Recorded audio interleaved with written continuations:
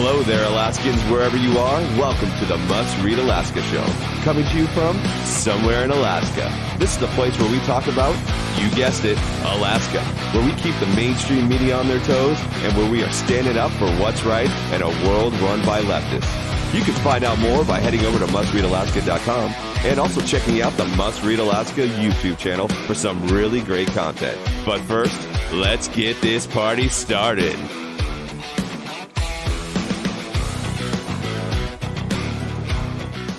What's good, Alaska? This is Scott Levesque, and you're listening to the daily edition of the Must Read Alaska podcast. That's right. We're coming at you 5 days a week, Monday through Friday.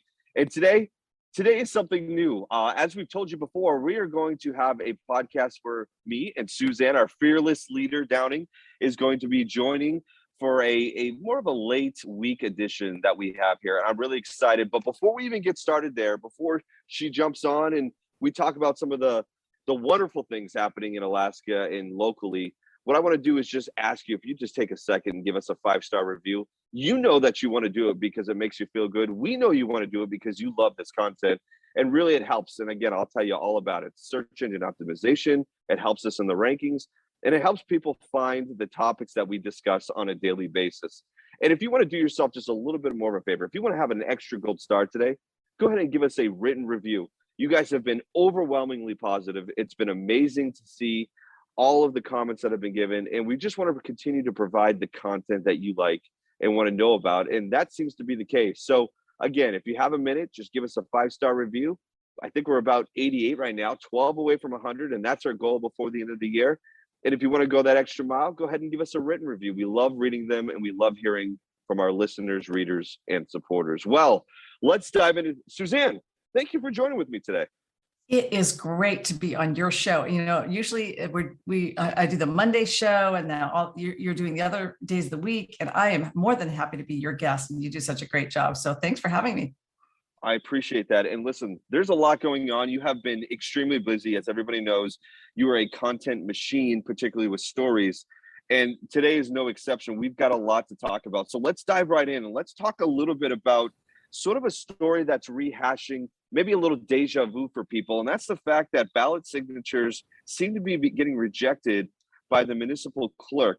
And let's just talk about this one story you wrote today. And if you're not familiar with it, obviously go to Must Read Alaska. It's under the title, "Was Your Ballot Signature Rejected by the Municipal Clerk? Time Running Out to Fix That." Do you want to give us a little bit of a background on this, Miss George, and kind of what's going on there?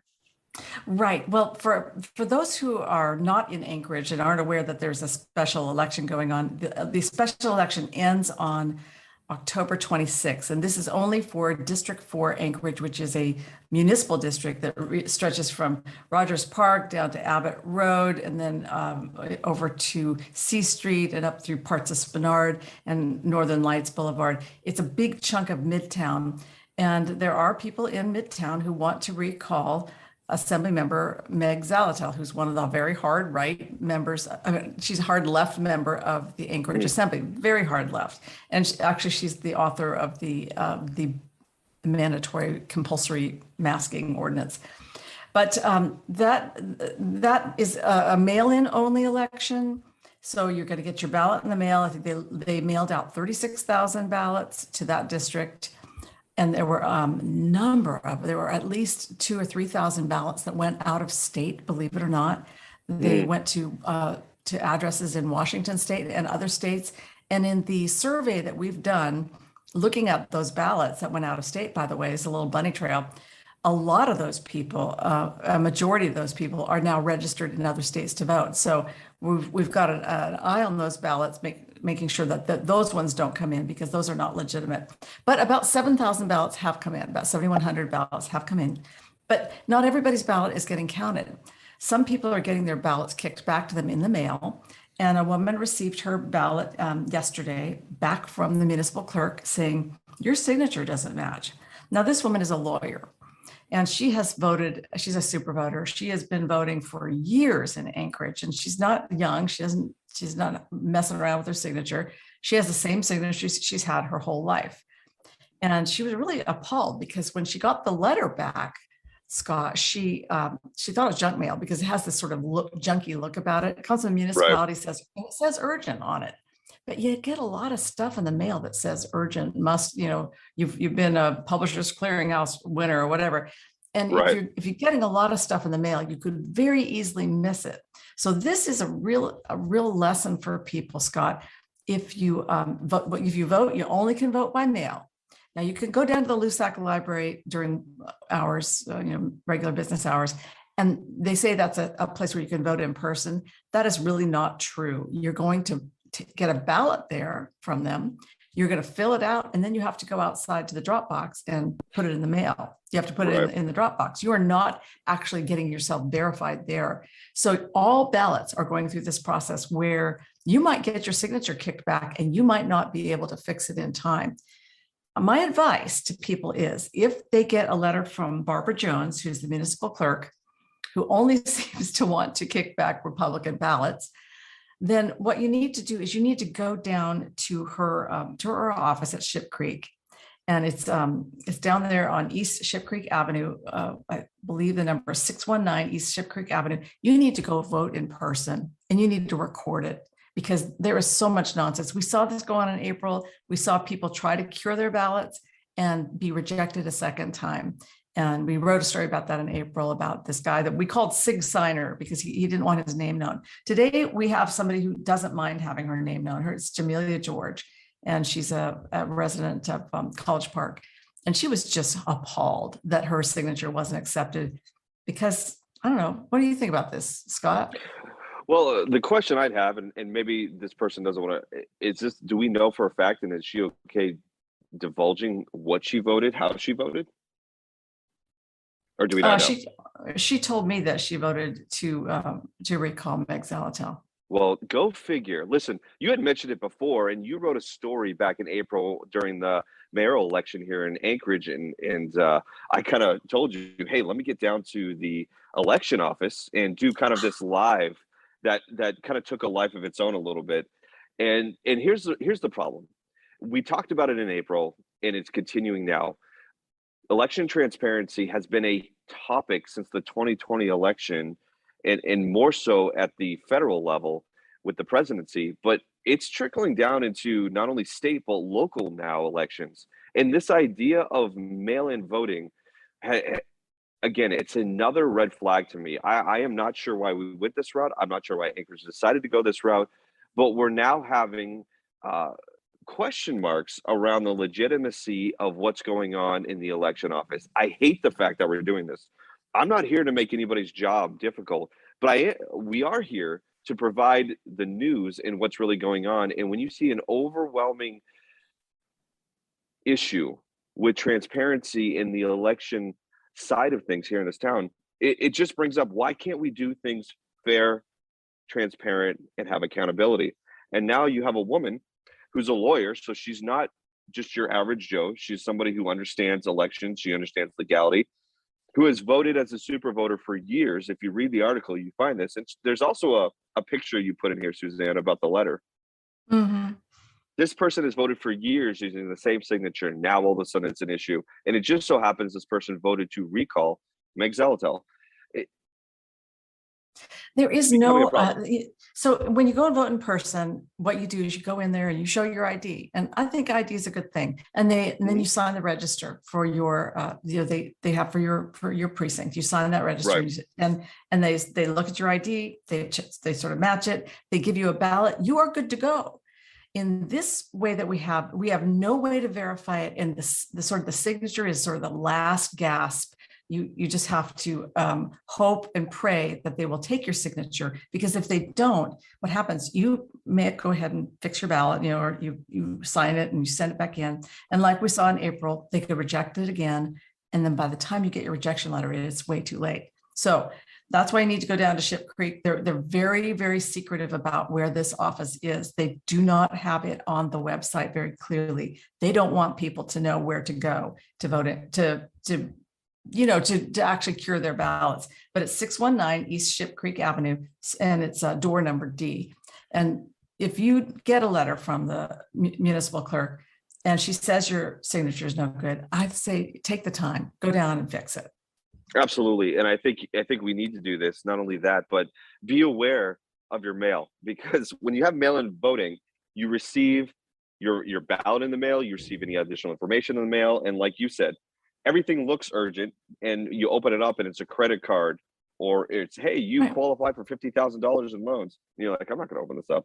It just Right. leads to disaster. Let's not beat this dead horse. Let's move on as we talk about the Anchorage municipality. And obviously, one of the things that kind of hit the news was the fact that the Bronson administration decided to go a different route when it comes to the chief equity officer that was set into place by the assembly back in the spring. It was voted on, and Austin Quinn Davidson was the acting mayor at the time. And they did this sort of nationwide search and found this gentleman by the name of Clifford Armstrong III. And this person was from Tacoma, and was awarded the position at the time. And let's all just keep in mind, let's frame this. Austin Quinn Davidson was the acting mayor, not the elected mayor. The assembly sort of rushed and forced this position through. And there was no, I guess for lack of a better term, this was the pick of a previous non-voted administration. Okay. It was a non-elected administration, and she Correct. sat in that seat for 8 months. And people who wanted to have a special election, at least have an interim elected mayor, fought for elections, and the assembly refused to have them. They instead installed her for 8 months. And while she was in there, she did a lot of things, including spend a lot of money. I got to tell you, she spent so much money that the Anchorage municipality it's not $18 million in the hole like I thought it was.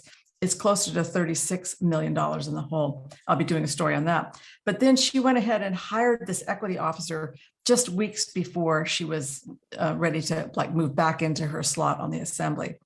And they knew what they were doing. They were trying Absolutely. to prevent Dave Bronson from being able to hire his own person in that seat.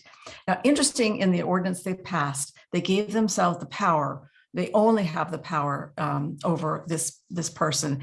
Supposedly, he cannot be fired without the approval of the assembly. There is no position like this where you can't be fired without the approval of the assembly. Well, Bronson went ahead and said, you're done, you're gone, I'm hiring somebody else. And he hired another person into that position. So I'm expecting very much that Clifford Armstrong is working his way up to some sort of a lawsuit, and that actually the assembly may join him in that lawsuit as well. They have already approved money to get an attorney to take on the separation of powers issues that they have with the mayor.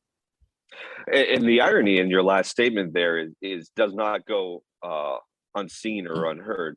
The fact that there is a law firm that Miss LaFrance is trying to get to hold and retain her to look at the policies, to look at the different various aspects of the Bronson administration. And of course, this firing of Clifford Armstrong is definitely a part of that, to try to get some sort of dirt on how to proceed with the lawsuit, I'm assuming. Would you agree?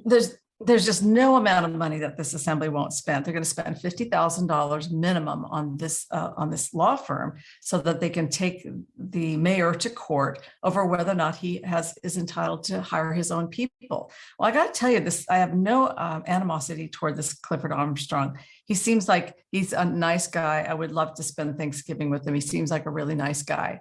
But it bothered me when he posted something on LinkedIn on his personal page, professional page really there. And it was a press release where he said, this is why they fired me. They fired me because I wasn't their guy, essentially. And he had all these reasons. I submitted an affirmative action plan, and they didn't like it. As soon as I gave it to them, they fired me. They don't like the fact that I'm the only person who competed for a national, fair and free competition for my job, whereas they were elected. How dare them? Then he posted this crazy cartoon of him being shown the door by 3 KKK, Ku Klux Klan hooded people in hoods, and consider yourself involuntarily separated from the Anchorage Equity Office, Armstrong. And so he's being fired by the KKK. Now, this is so offensive that I'm really shocked that the mainstream media and other media out there allow this to go unchallenged. You remember a few weeks ago, the people were in the Anchorage chamber and they were holding up yellow stars. It was sort of in solidarity with Jewish people who were part of the Holocaust. And they were trying to indicate that forced mask mandate is the first step toward sort of a fascist state. And of course, the left went nuts. It called them anti-Semitic. It's made up all these allegations about what that yellow star meant. It meant none of those things. It meant that they understood what happened in Germany during World War II or leading up to World War II. It didn't start with the gas chambers. It started with separating people and forcing people to do certain things. And the anti-maskers sort of see the mask as a form of repression. Well, I'm looking at this KKK cartoon and I'm just appalled. How do people get away with posting stuff like that without being challenged? Yeah, first of all, the cartoon it was obviously made for him. So it wasn't, I mean, it has his name in it. So we know the cartoonist, but here's something else I want to look at. So he gives 4 reasons for what he believes he was let go. In those 4 reasons, there's a couple different things I want to point out. Number one is that these are all typical standard work issues that happen. For example, I come up with a plan, I present it to my boss. My boss either likes the plan, doesn't like the plan, or sort of likes it but wants to see changes. That is a part of standard operating procedure, number one. Number two, to sit there and to say, well, and here's the words that were used and I find fascinating. The first word that was used was this: I have technical competency. What does that even mean? The word technical competency. Reason number 2, I'll read the article. And in performing my duties, my obligation was to follow the municipal code. You will have to decide for yourselves whether technical competency and legal compliance are valued by this administration. I don't even know what that means. Technical competency? I mean, if you go to his LinkedIn page and look at it, what does that even mean? In a job like this, what does technical competency mean? I mean, this is ludicrous. Absolutely. It just seems like I want to say things that you put 2 words together that make it sound really important, but that's not the case at all. There's another thing called, in the 4th reason, he uses the same sort of verbiage, but in a different way. And he says this: that obviously didn't happen, as he's talking about the form in which the mayor viewed his office and said during the campaign, Mayor Bronson said, listen, I don't know why we're even going with this position. There's so many other things we need to be looking at, but we're focusing on this. We have so many other issues, very high importance that we need to look at. He says, I don't know if I would necessarily think this position is necessary.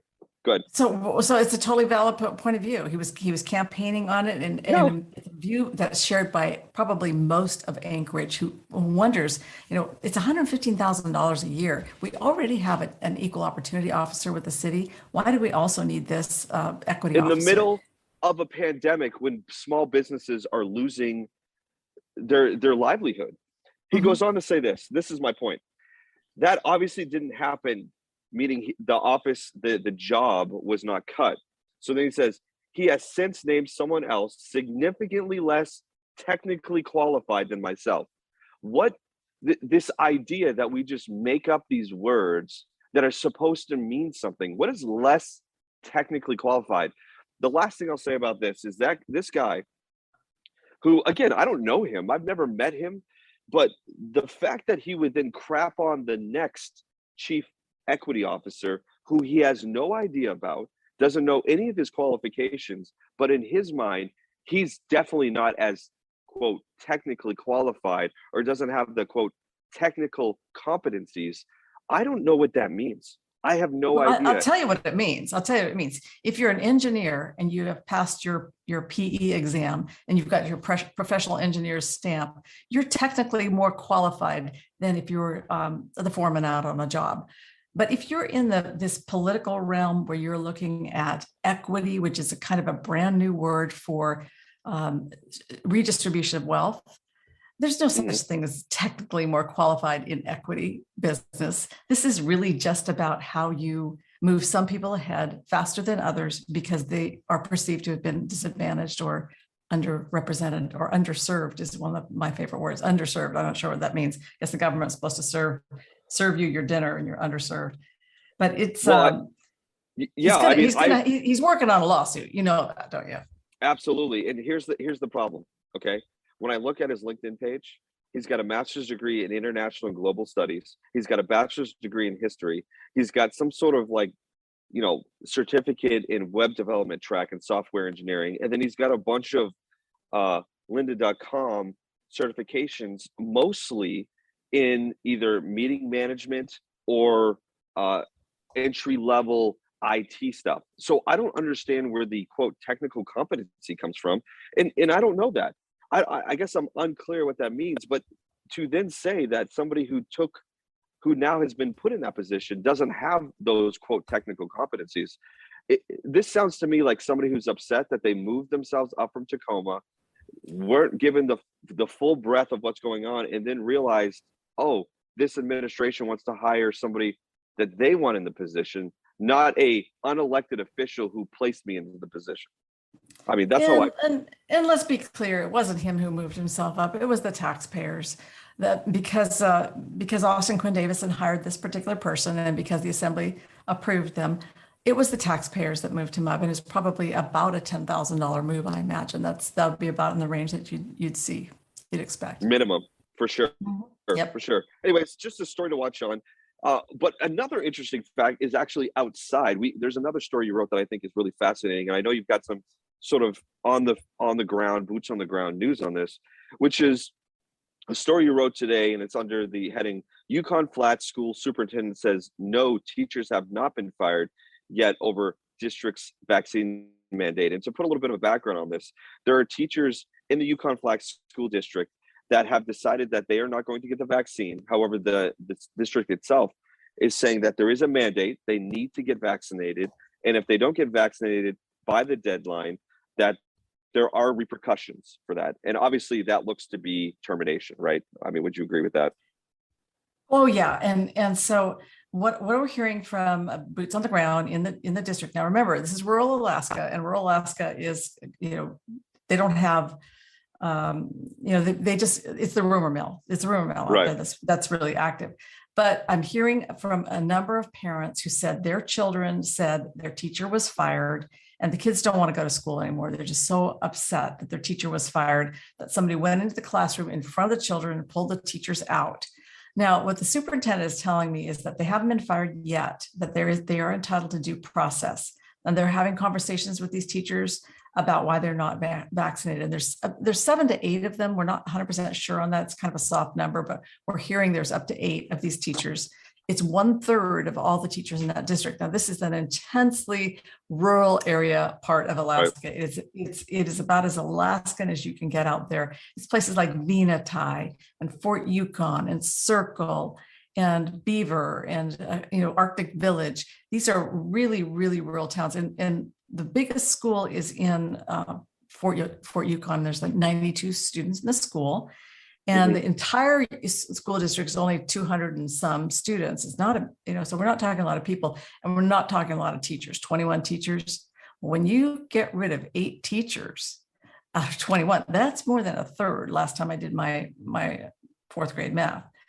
So we've got a dispute. It sounds to me like the superintendent is saying, well, we're going to try to coach them back into their job and make sure that we understand why they're not doing it. Maybe we can work with them. But in the meantime, the students, the parents, and people in the district are having a meeting today about this because they're very upset about they're losing these teachers. One of these teachers has been in the district for 13 years.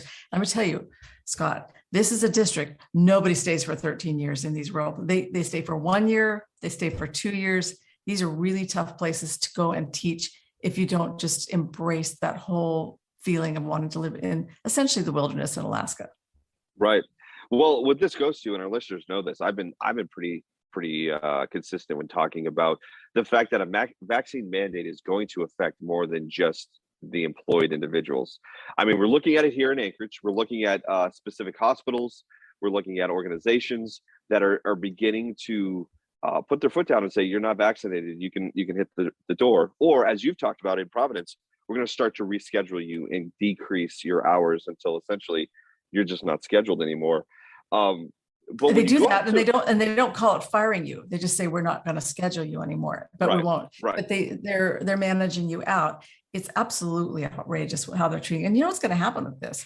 It's just going to be a huge explosion of union activity. They're creating workers' unions by doing this. Absolutely. But then you go to a place like the Fort Yukon and particularly the Yukon Flats School District. You're absolutely right. That's the salt of the earth people out there. Those are the people that love students, especially this teacher that you had written about that was there for over 10 years. I mean, that woman or that man, I don't know if it's a guy or a gal, loves that community out there. And with such a small student population and even a smaller teacher and faculty operation, that's a family atmosphere out there. So when you start letting those people go, it's not like you're just letting go just another teacher from ASD or something like that. No, you're affecting an entire community, which doesn't surprise me that a day after this, there's already a community meeting to talk about what's going on, because I'm sure those parents know how difficult it is to get teachers to teach their kids in that school district. And the fact that the school district would just say 19th, you either have it or you don't, you're out. I mean, that is going to cause ripple effects. And that this is not just the first school district this is going to happen to. This is coming across the board here. I mean, the trend is this. You're starting in California, New York, and people are latching on top of this stuff. And frankly, we've talked about this. We've skirted this idea and thrown it out there.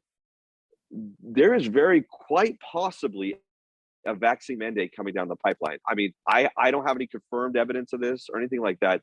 But as Anchorage and its left-leaning assembly begins to chameleonize and take on the identity of the Seattles, the Portlands, the San Franciscos, they are taking a playbook right from those cities and implementing them in this case, Anchorage. And you're seeing that now. And it's devastating. I mean, you wrote a story the other day about Washington State and what the governor did in terms of how many police officers and staff members on that force, both as officers, sergeants, and captains, as well as support people, were laid off. 6% of the Washington State Patrol is not laid off. 6% of them were fired in the Washington State. That is a huge number, since all of these forces, including Washington State Patrol and the Alaska State Troopers, they're always looking for people. They're looking for good people. Right. Well, I'm telling you, this is a really good opportunity for the Washington State Patrol officers. If they want to come up and they like hunting and fishing, this is a good opportunity to come up to Alaska, because the state troopers have like 50 positions open. I think they're always looking for people up here. Absolutely. So again, this is just one of those things where I look at this and I go, man, this is, again, the divisiveness. We've talked about this, the separation already of the vaccinated versus the unvaccinated, and this idea of a growing divide. Well, you listen to what the superintendent of the Yukon Flats School District said. She said, quote, "I will say that we are meeting with each unvaccinated person in a private conference to figure out how to move forward." Okay. Interesting. We're going to meet with each of the unvaccinated people. That's big separation language. Just try to plug in any other word, unclean person. We're going to the untouchables. With any untouchable, with any Black person, with any Muslim person. You plug in anything you want, and you're starting to separate people out because of something, which is it's pretty darn interesting. It's not going to get any easier as well, and frankly, this is going to cause. I don't see it getting any better, Suzanne. I don't see it getting any better. In fact, I see it getting worse. And as somebody who sees people coming in daily to ask to find out what their options are as far as exemptions, what I hear is there are some companies that are allowing this to happen. I mean, Delta is one of them for sure. You wrote an article about that. But there are some other companies who do not care what you have for an exemption. It's either abide or goodbye. That is pretty much it. Well, go ahead. Did you have something else you wanted to add to that one? And I don't think the story's done yet. I mean, we've had the first blow, we've had the second blow on it from, the superintendent says, no, they're not fired, but they are in a status now. They are in a status where they are out of compliance with the district, and they're having conversations with the superintendent. It has upset the communities greatly. So we'll keep an eye on that one. Yeah, it'll be interesting to see what a community, especially a community that close knit and small, can do to change some of these. What I would say is pretty some stark restrictions on their teacher base. But as we talk about Anchorage, one of the things that's really interesting is we have a mask law that has been passed, has it not? In the dead of night, it felt like we got the public was two times. They were falsely led to believe that Wednesday was going to resume public testimony after 6 straight days. Well, I shouldn't say straight, 6 days that were available for public testimony. The assembly said, yes, Wednesday at 5 o'clock, they will resume public testimony. They wanted to get some of the quote, business out of the way during their regularly scheduled Tuesday meeting. And then what ended up happening? Well, surprise, surprise.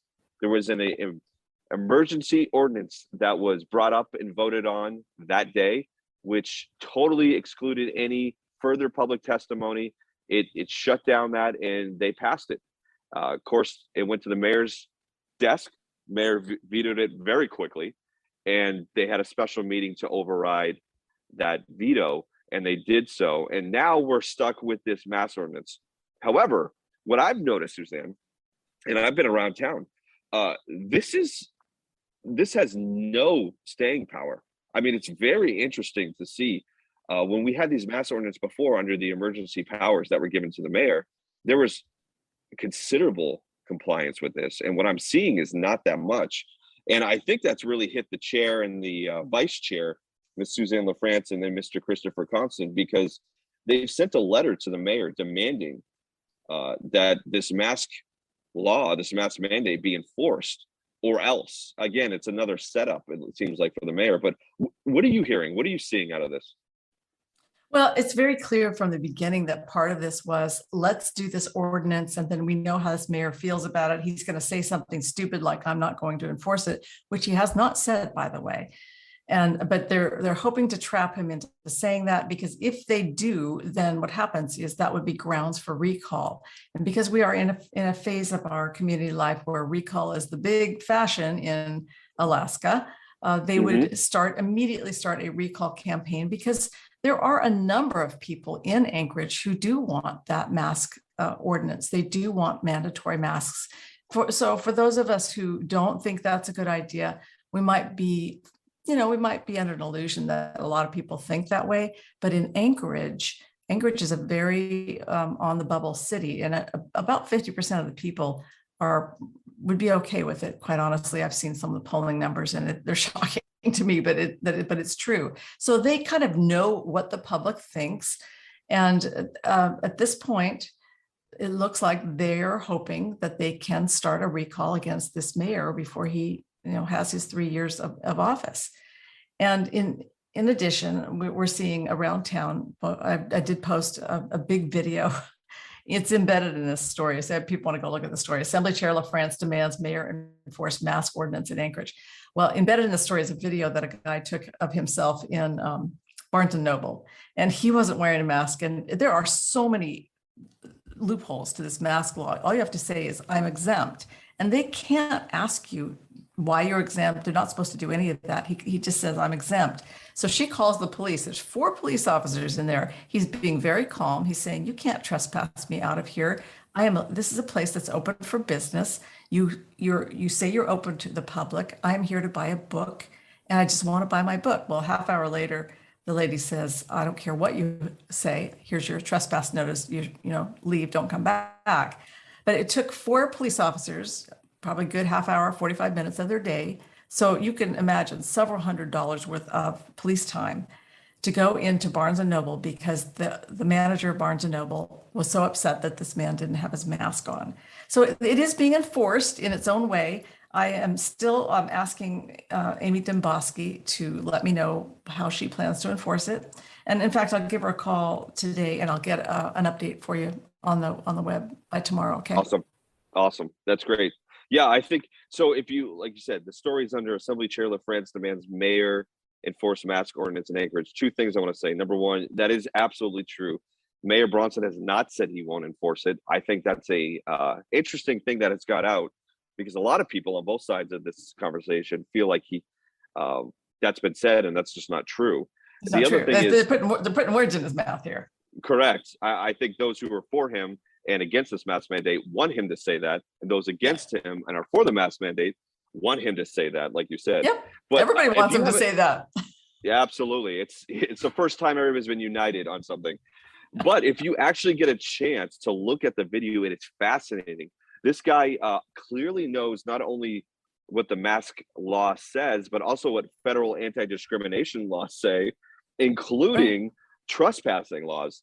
The police officers, I feel bad for these guys. I mean, they're in a no-win situation at all. The guy that was standing in the front in the beginning was just like, we're here. And you couldn't see the look on his face because he had a mask on, but let me tell you, you could see the look in his eyes, and he's just like, he couldn't believe that he had signed up for this.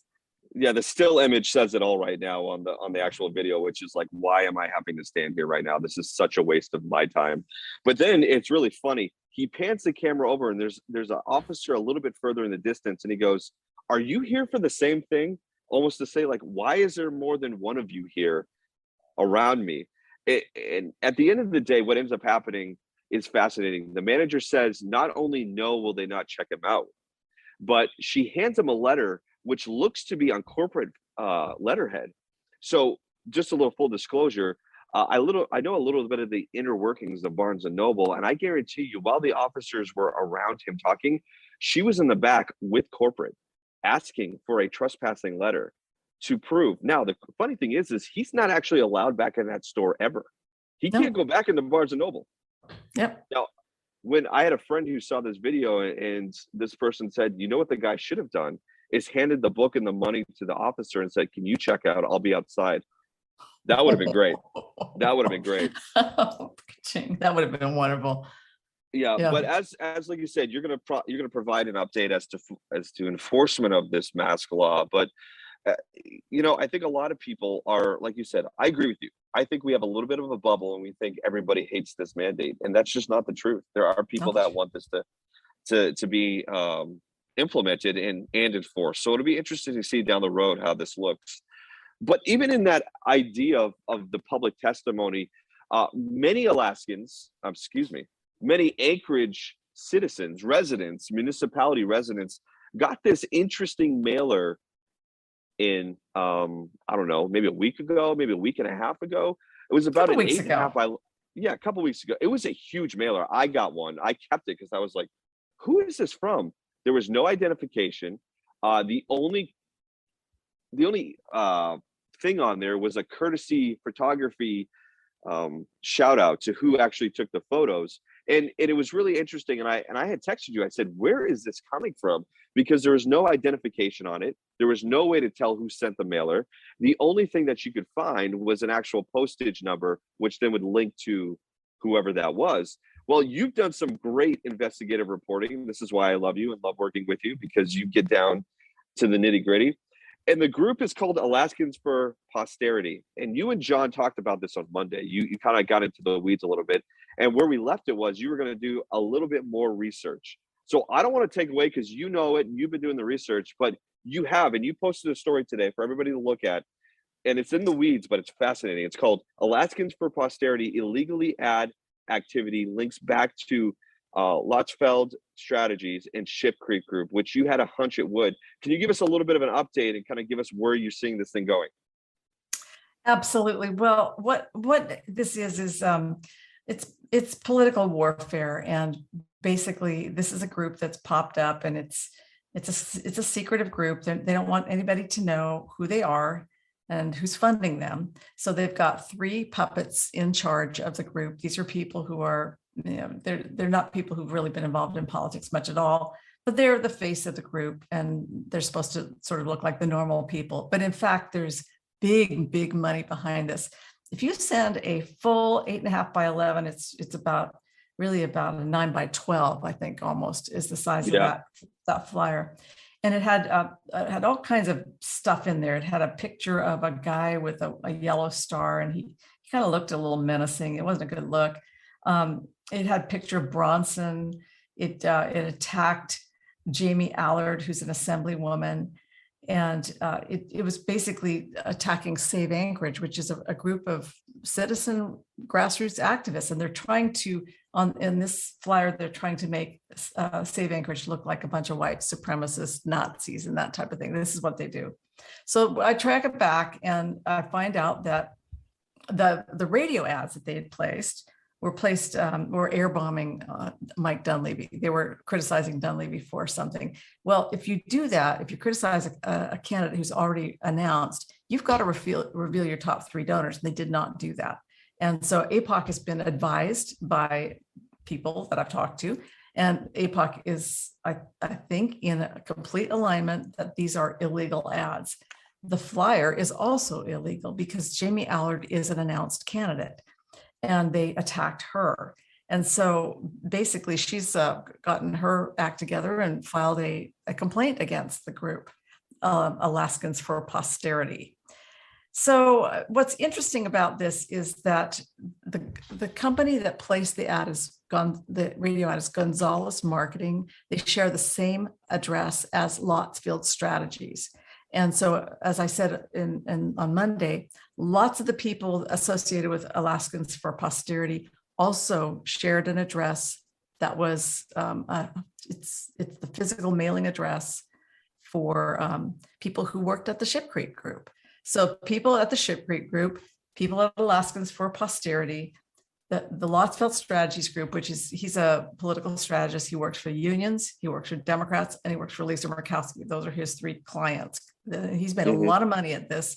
He kind of lives in Portland mainly now. He's getting a little bit older. He knows what he's doing. And so does John Henry Heckendorn, who came up to Alaska to work for Lotsfield. And he ran Andy Josephson campaign, and then he spun off his own company called Ship Creek Group. But these 2 guys are allies, and they work closely together. So what we've now discovered is this all goes back to Jim Lotsfield, who is a very crafty political strategist. But what he's going to find out is he's probably going to have to reveal his top 3 donors, because they've got these 2 illegal ads that they've done, and they're going to have complaints against them made. If not by the end of today, but by the end of tomorrow. It's fascinating, and like you said, this is a crafty group. The layers to get to what you found out took some time. I mean, it wasn't an easy go. I know that when I sent you the flyer, and I said, how does this even happen? There is no indication of who sent the flyer out, why it was sent out, who's behind it, who's funding it. That kind of, I'm sure you would have seen the flyer, already knew about it, but it really went down this road. And it's fascinating how this is continuing to kind of unfold as it is. I'll be interested. Are you continuing to kind of keep eyes on the story? And do you feel like is this gonna be a bigger story that we get down, or is this just something that you think this is tactics? Well, what I think is that Alaskans for Posterity needs to have the veil sort of pulled back. And so we know who they are, because they are obviously going to spend a lot of money. There was a lot of money in that radio ad, tens of thousands of dollars in the radio ads played all over the state against Mike Dunleavy. And that mailer going to every household in Alaska, that was a big expensive mailer. That was tens of thousands of dollars as well as they also paid for the Providence Hospital CEO to send a letter to every person in Anchorage supporting the mask mandate. And that letter was underwritten by this Alaskans for Posterity. We have got to know who is behind it. So I will continue to dig and circle around them until we find out. And that's why we love you. Let me give people a little bit of information here about the Ship Creek group. I've been following this group for a while, even before joining this incredible team at Must Read Alaska. I want to let you know what some of this particular Ship Creek group is behind in terms of campaigns, okay? Because I think it's important. Just some of the most notable ones: Ballot Measure 1, Ballot Measure 2, Alaskans for Better Election, Berkowitz for mayor, okay? How about Gross for U.S. Senate, Dunbar for Assembly, Dunbar for mayor? Let's go with Perez Verdilla for Assembly. We can even continue going on.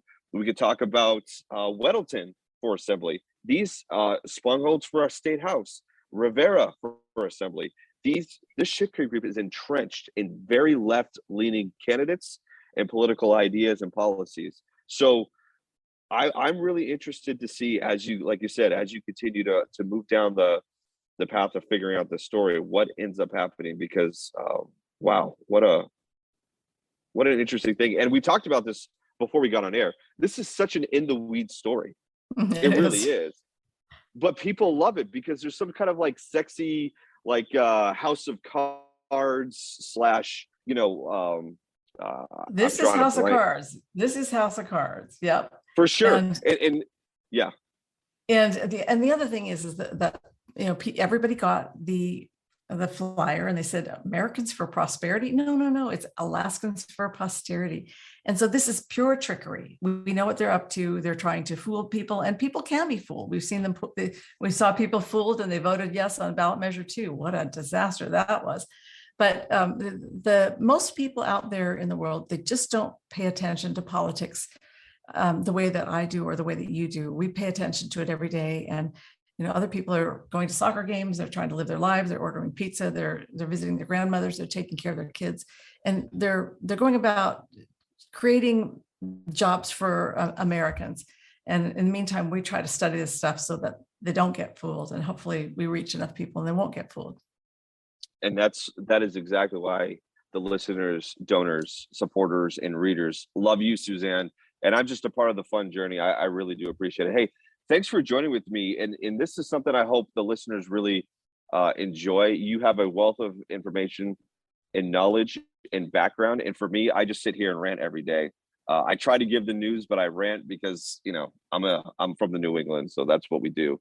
But I do appreciate you coming on. And if you haven't yet, please, if you love the content, if you love the fact that Suzanne just continually pumps out a ridiculous amount of content and articles on a daily basis, we would love for you to be a part of Must Read Alaska by supporting us. If you can go to mustreadalaska.com, and at the top right, there's a donate page. Every bit counts, and we are here because of your donations and your support. So I just want to encourage you, if you like this content and you want to see it continue, let's do that. Let's support this side of the story. Let's support this side of what we bring to you, which is the full rounded view of the news. And also, if you haven't had a chance, go follow us on Facebook. You can subscribe to us on YouTube and Rumble and Parler and Twitter and MeWe. It's all under the handle of Must Read Alaska, one word. Well, Suzanne, thanks so much for joining with me today. Hey, it's been a pleasure. We'll do this again. Absolutely. Well, until next time, Alaska, take care.